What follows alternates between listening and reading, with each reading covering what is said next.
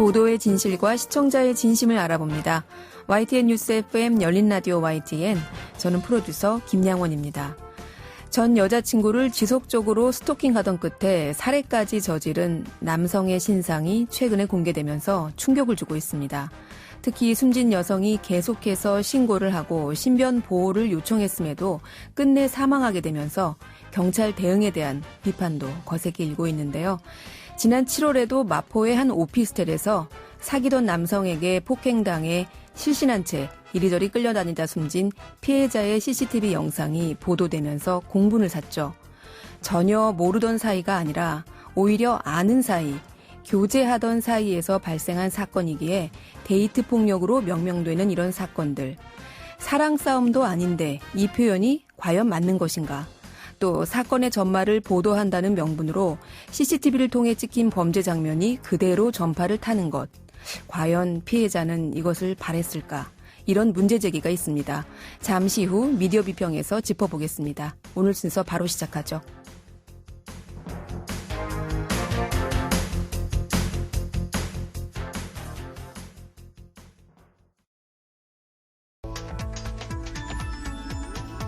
미디어가 전하는 이슈에 대한 다양한 분석과 팩트체크까지 바로 보고 뒤집어 보고 꼭꼭 씹어보기 위한 미디어 비평 프로그램 열린 라디오 YTN. 네, 한 주간 뉴스를 꼭꼭 씹어보는 시간 미디어 비평입니다. 오늘은 김원경 문쿨미디어 인권연구소장 전화 연결돼 있습니다. 소장님 안녕하세요. 예, 안녕하세요. 네, 소장님 저희 이 시간이 인권 측면에서 미디어에서 보도된 뉴스들을 다시 한번 점검해보는 시간인데요. 예, 오늘은 어떤 소식 준비하셨습니까?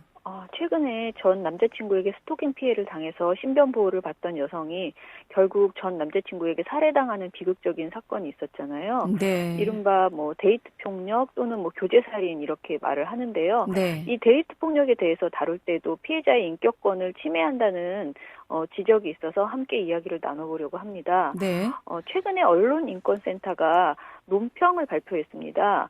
5일날 발표한 논평인데요. JTBC 뉴스룸이 지난 11월 3일 한 방송에서 마포구 오피스텔 데이트 폭력 사건이 그 CCTV 영상을 지나치게 자세히 보도했다. 그래서 이것이 피해자의 인격권을 침해한 것이다라는 지적이었습니다. 네.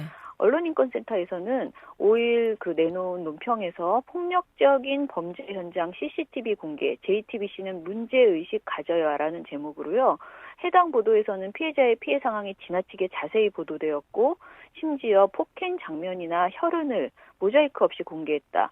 폭력적인 장면을 여과 없이 보도한 것은 피해자의 인격권을 침해한 것이다 라고 지적을 했습니다. 네, 오늘 얘기하고 싶다고 네. 제시해 주신 이 마포 오피스텔 데이트 폭력 사건. 두 남녀가 다툼 끝에 남성이 여성을 폭행하고 또 이렇게 피를 흘리고 쓰러진 피해 여성을 병원에 데려가거나 구호 조치를 하는 대신에 엘리베이터에 싣고서 이리저리 끌고 다닌, 그래서 참 공분을 샀던 그런 사건이었죠. 예, 그렇죠. 이 사건은 지난 7월 25일에 벌어진 폭력 사건입니다. 피해자는 뇌출혈 등의 상해를 입어서 의식불명에 빠진 상태로 23일 후에, 그러니까 8월 17일에 사망하셨습니다. 이후에 피해자의 어머니가 8월 25일에 남자친구에게 폭행당해 사망한 딸의 엄마입니다라는 제목으로 청와대 국민청원을 올렸습니다. 이 청원은 53만 명이라는 분들이 동의를 해서 결국은 이제 경찰청에 공식 답변까지 올라온 상태입니다. 경찰은 폭행 사건 발생 다음 날인 7월 26일 피의자에 대해서 상해 혐의로 구속영장을 신청했는데 법원에서 도주 위험이 없다면서 기각이 되었습니다. 그나마 피해자가 사망하자 경찰이 휴대폰 포렌식 그리고 주변인 추가 조사, 국가수 부검, 전문가 자문 등 보강 수사를 통해서 상해치사 혐의로 구속영장을 재신청했고요. 결국 가해자는 구속되어서 현재 2차 공판까지 이루어지고 있는 상황입니다. 네, 말씀하신 JTBC 등 언론 보도가 많이 됐어요. 이 사건이. 많은 분들이 그 가해자인 남성이 실신한 피해 여성을 끌고 다닌 엘리베이터 CCTV 영상 많이 보셨을 것 같은데 이 방송을 통해서 여론이 들끓기도 했고 또 사회적 이슈로 공분을 일으킨 것은 그래도 의미가 있지 않을까. 예, 이런 생각을 하시는 분도 많을 것 같고요. 이 언론인권센터에서는 그 이번 사건에서 어떤 점이 피해자의 인격권을 침해했다라고 본 것인가요? 일단 JTBC 보도는 11월 3일 보도된 건데요. 다음 날인 4일에 1차 공판이 열렸거든요. 네. 제가 보기에는 그래서 공판 이전에 가해자의 죄질이 결코 가볍지 않다는 것을 드러내는 보도를 한 것으로 보입니다. 네. 그리고 또 JTBC는 공판 당일인 4일 오후에도 또 추가적으로 관련 보도를 이어갔습니다. 이번 이슈에 대해서 많은 관심을 갖고 보도한다는 것을 이제 알 수 있는 거죠. 하지만 범죄 CCTV 화면을 그대로 보여주는 것은 아주 극단적으로 필요한 경우가 아니라면 하지 말아야 할 보도 행태인 것은 분명합니다. 그리고 이것은 꼭 JTBC뿐만 아니고 수위가 다를 뿐 타사의 대부분의 다른 보도들도 비슷한 현상을 보였거든요. 그래서 이런 상황에 대해서 우리가 좀 살펴봐야 된다. 다시 한번 이것이 맞는 보도 행태인가에 대해서 짚어봐야 될 것이라고 생각합니다. 네. 그래서 이번 사건을 들고 오신 건데 네. 극단적으로 필요한 경우가 아니라면 범죄 CCTV 화면을 그대로 보여줘서는 안 된다. 이렇게 지금 말씀하셨잖아요. 네. 그 근거가 있지요. 예, 일단은 방송심의 규정을 보면요. 제37조 충격 혐오감에서 방송은 시청자에게 지나친 충격이나 불안감, 혐오감을 줄 수 있는 다음 각 호의 어느 하나에 해당하는 내용을 방송하여서는 아니 된다. 단, 내용 전개상 불가피한 경우에는 극히 제한적으로 허용할 수 있으나 이 경우에도 표현에 신중을 기하여야 한다라고 하면서요. 그 방송하지 말아야 할 구체적 상황을 적시했는데요. 그중 하나가 육항인 범죄 또는 각종 사건 사고로 인한 인명피해 발생 장면의 지나치게 상세한 묘사입니다. 네. 또한 38조 범죄 및 약물 묘사 1항에서도요. 방송은 범죄에 관한 내용을 다룰 때에는 불가피한 경우를 제외하고는 폭력, 살인 등이 직접 묘사된 자료 화면을 이용할 수 없으며 관련 범죄 내용을 지나치게 상세히 묘사하여서는 아니 된다라고 적시되어 있습니다. 네. 다시 말해서 우리 방송심의 규정에 따르면 범죄 보도를 지나치게 상세하게 묘사하는 것도 시청자에게 지나친 충격이나 불안감, 혐오감을 줄 수 있는 것이기 때문에 유의하여야 한다라고 밝히고 있는 것이고요. 특히 폭력과 살인이 직접 묘사된 화면은 정말 불가피한 경우가 아니라면 이용하지 말라는 것, 지나치게 자세한 묘사도 하지 말라는 것입니다. 네. 방송심의 규정 외에 자율규제 성격의 가이드라인이나 준칙에서도 사실 이런 CCTV 화면 노출은 더 강하게 하지 말아야 하는 것으로 규정해놓고 있습니다.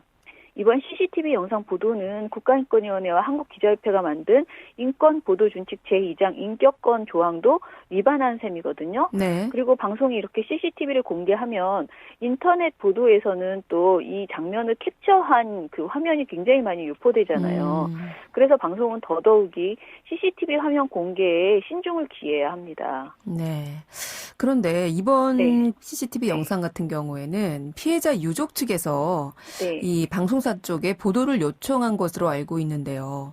네, 맞아요. 네. 유족 측은 가해자에게 살인죄를 적용해야 한다라는 것을 주장하면서 그 근거로 피해자의 얼굴과 폭행 장면 등을 공개하는 데 동의하는 것은 물론이고요. 사실 언론 보도에 굉장히 적극적으로 임하고 계십니다. 네. 그래서 JTBC 보도 이전에도 SBS의 궁금한 이야기 Y가 8월 27일에 이 사건을 다루면서 CCTV 장면을 공개했고요. 네. 당시에도 여러 인터넷 매체에서 이게 보도가 됐고 또 다른 여러 방송사에서도 정도의 차이만 있을 뿐 CCTV 영상과 함께 이 이슈를 많이 보도를 했습니다. 네. 하지만 유족 측이 피해자의 사진과 실명, 영상, 피해 장면 등을 모두 공개해달라고 요청한다 하더라도 언론사 입장에서는 다시 한번 심사숙고할 필요가 있다는 것입니다. 언론인권센터에서도요. CCTV 영상이 이미 여러 차례 공개된 상황에서 JTBC가 다시 한번 자극적인 영상을 추가로 공개할 필요가 있었는지, 그리고 피해자의 피해 상황을 지나치게 자극적인 단어를 사용해서 구체적으로 묘사할 필요가 있었는지를 묻는 것이거든요. 네. 하나 좋은 예가 있는데요. 한국기자협회 이달의 기자상을 받았던 MBC 공군 성폭력 사망 은폐 사건의 공적 설명서를 보면요. 네. 당시에 유가족들이 군에 의해서 철저히 은폐된 이 사건을 공론화하고 억울하게 숨진 고인의 원혼을 달래고 싶다면서 취재진에게 사연 보도와 함께 사망 당시의 동영상을 공개해달라고 강하게 요청했다고 합니다. 네. 심지어는 유가족 중 일부가 단 1초라도 영상을 보도해달라, 안 된다면 모자이크 처리한 캡처 사진이라도 공개해달라고까지 말했다고 합니다. 하지만 취재진과 보도국 내부의 토론 과정에서 이것은 보도 윤리에 맞지 않는다는 결론에 이르러서 해당 동영상은 일체 공개하지 않기로 최종 결정을 했대요. 네. 그리고 MBC는 대신 유가족들에게 군인임을 자랑스러워했고 성추행에도 당당하게 대처했던 고인을 비극적인 선택으로 내몰게 만든 것이 무엇인지 끝까지 그 책임을 묻겠다, 그런 보도를 하겠다라고 약속을 하면서 유가족을 설득했다라는 것입니다. 네. 네. 이번 사건이 이렇게 이제 사회적 이슈로 떠오를 수 있도록 네. 사실은 JTBC도 지속적으로 추적 보도한 거잖아요. 네, 네. 어떻게 보면은 이건 뭐 악의적으로 한 건 아닌데 네. 그랬음에도 불구하고 보도 윤리를 다시 한번 점검했어야 한다는 지적이시네요. 예, 맞습니다. JTBC가 CCTV 영상을 추가 공개해서 폭력에 대한 공분만을 키우는 방식이 아니라 공판 과정에서 나오는 핵심 쟁점들을 잘 짚어보는 방식을 취했으면 더 좋았겠다라는 아쉬움이 큽니다. 네. 언론인권센터에서도요, 가해자의 폭력성, 범죄 장면, 피해 현장만을 적나라하게 담고 있는 CCTV 보도 외에 데이트 폭력에 대한 깊이 있는 보도는 이루어지지 않았다라고 지적을 했습니다. 그리고 설령 CCTV가 유가족의 요청으로 공개되었다 하더라도 언론은 피해자의 인격권과 폭력적인 장면을 시청해야 하는 시청자들의 정신적 피해를 고려했어야 한다라고 지적을 했어요. 사실 우리가 주의해야 할 것은 유가족의 의견뿐만이 아니고요. 그 보도를 보고 불특정 다수의 방송 시청자들이 어떤 영향을 받게 될 것인가, 이것도 분명하게 고려해야 한다는 것입니다. 그러니까 우리가 굉장히 억울한 일이 있을 때 그 사안의 충격이나 여론 형성, 그리고 그 알 권리, 이런 것들도 매우 중요하지만은 또 시청자의 그 반응 또한 그들에게 미쳐지는 영향 또한 분명히 고려해야 한다라는 것을 강조하고 있습니다. 네, 유족의 마음에서는 얼마나 네. 분하고 원통했으면 그 피해자의 얼굴, 또 이 폭행 장면, 이런 것들이 공개되더라도 가해자를 정말 철저하게 법이 처벌해달라, 이런 정말 애끓는 심정으로 이렇게 요청을 했을 터인데 그럼에도 불구하고 이건 좀 고민해봐야 된다, 이런 지적을 하고 계시고요. 일단 이런 지적이 있으니까 JTBC는 편집 과정에서 자극적인 장면을 최소화하려고 했지만 일단 비판을 겸허하게 받아들이고 추가로 모자이크 처리를 했다라고 밝혔습니다. 자, 그런데 저희가 지금 이번 사건을 두고 뭐 데이트 폭력이란 표현을 여러 차례 언급을 하고 있는데 이 표현이 과연 적절한 것인가, 이것을 두고도 좀 공방이 있었죠. 네, 그 법무부의 디지털 성범죄 등 전문위원회가 있는데요. 여기에서 성폭력, 성희롱 간행물 제작 가이드라인 마련을 법무부에 권고했다라고 합니다. 전문위는 보도자료를 통해서 피해자들의 2차 피해를 방지할 수 있도록 구체적인 기준을 명시한 준칙을 마련할 것을 권고한다고 밝혔는데요. 특히 전문위에서는 범죄의 심각성을 축소하거나 희화화하고 피해자를 주목시키는 기사의 문제점을 지적했습니다.